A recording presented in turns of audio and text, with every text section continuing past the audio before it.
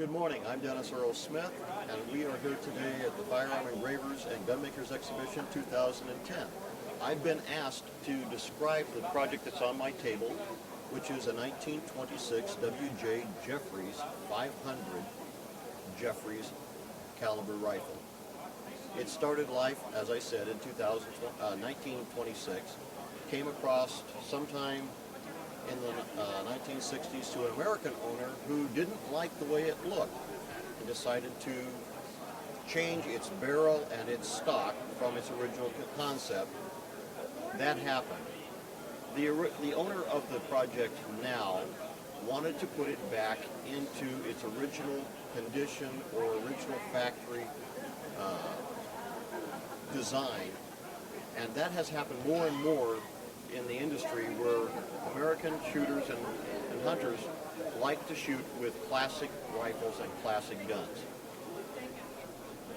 The barrel that was on had to come off, the stock had to be changed. The metalwork went to Ed Lepore in Bremerton, Washington, and the project included putting the contour of the barrel that's currently on the gun, which is illustrated in the Mauser book, and there were very few of those made. The client wanted to make sure that it looked like the book, but he did a lot of research to give to both the metalsmith and myself, so we got a lot of information. Ed Lepore made the rear sight, the quarter rib, the front hooded ramp sight, and had to make a new floor plate on a Blackburn bottom metal. That was then he had to change the follower and make it work properly in the action for the 500 Jeffery cartridge. This rifle in its configuration came to an American gunsmith, and in the 1960s the barrel contour was changed to what at that time was the pleasing contour of an American rifle, and it was stocked in an American style with a big heavy forend, which is right here, and it was very large and fat, and the rails on the gun were quite thick, very, very thick. The contour of this barrel was about 2/3 smaller than it is, 1/3 smaller than it is now, because it is a 500 Jeffries. It has to have a very big muzzle on it. Ed Lepore took and made a brand new barrel. I believe this is a Krieger barrel that was then contoured from a blank to fit the original Jeffries 500 design. And then using bar stock, he created a quarter rib that was similar to what is shown in Jeffrey's literature that was published at about 1926, and then he took and, using that same literature,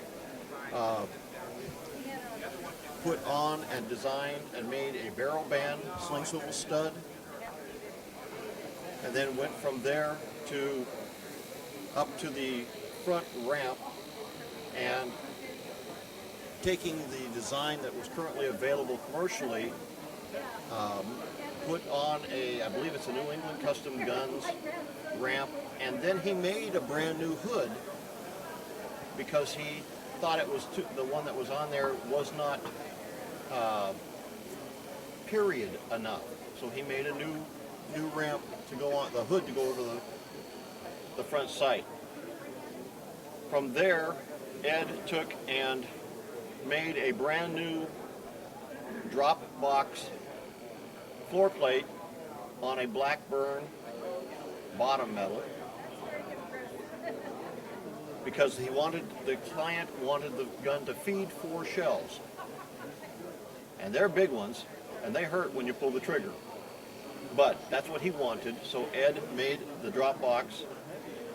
Ed then did the peep sight that was period for that time, and this gun is regulated well, actually it's sighted in right now at 50 yards and holds about a 1.5 inch group for 3 shots from 50 yards offhand. After Ed completed his metalwork, he also took the floor plate and put a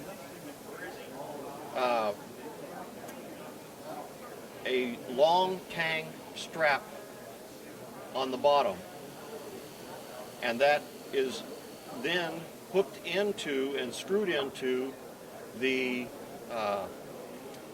floor plate, which is a New England Custom Guns floor plate, grip cap, sorry. After we had that design,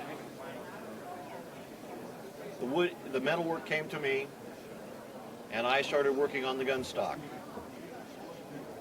The client provided pictures of cheek piece, of depth of butt, of the grip, of the checkering, of the style, of the fore-end, the checkering style, how thick he wanted the fore-end to be, how wide he wanted the rails to be. He wanted it to be a really nice, slim, trim, British sporting rifle, similar to that which you would have found in 1926 going to Africa.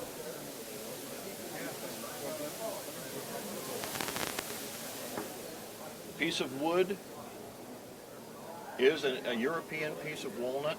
The client supplied the walnut and after that, the checkering was done. As a part of my craftsmanship, I added a little diamond right in front of the floor plate.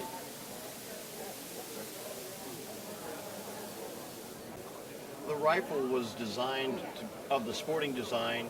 The client wanted a wraparound checkering pattern that you would find on a normal sporting rifle. The checkering pattern is 24 lines per inch with a mullered border, and then the checkering is darkened just a little bit to show a little bit of age with inletting black of all things. And then after it is dried, I use the finish, which is Pro Custom oil. The rifle was supposed to look like it came from Purdy's, which has a higher gloss shine, which basically is a wax that dries in their finish. But it is an oil finish made by Pro Custom Oil, Chempack, and the design is one that is able to be duplicated by anybody with a little bit of time, effort, and practice. The recoil pad that's on the gun is a Packmeyer decelerator covered in pigskin, and it is then it has a double line border around it. The cheek piece itself is the typical Jeffery style cheek piece that usually is seen in most of Jeffery's article advertisements. All of that is rubbed out with pumice stone and rotten stone and lots of hours handwork.